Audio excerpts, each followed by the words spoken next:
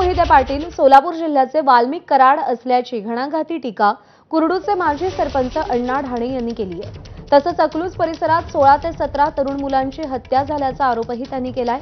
आपल्यावर केलेल्या आरोपांचं उत्तरही कायदेशीर पद्धतीने दिलं जाईल असं प्रत्युत्तर खासदार धैर्यशील मोहिते पाटील यांनी दिलंय।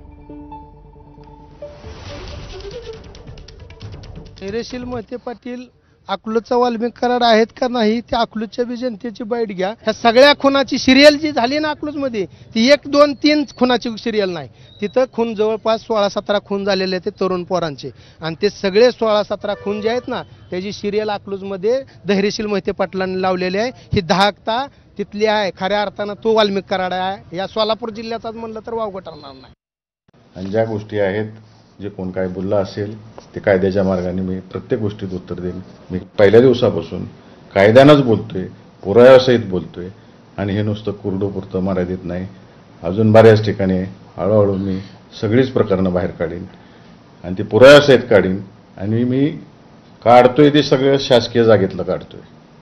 वैयक्तिक लोक माझ्याकडे आलेले नाही आहेत, अजून आले की त्यांचंही मी पुढं आणीन। त्यांना संरक्षण द्यायची जबाबदारी माननीय मुख्यमंत्र्यांनी घेतली पाहिजे।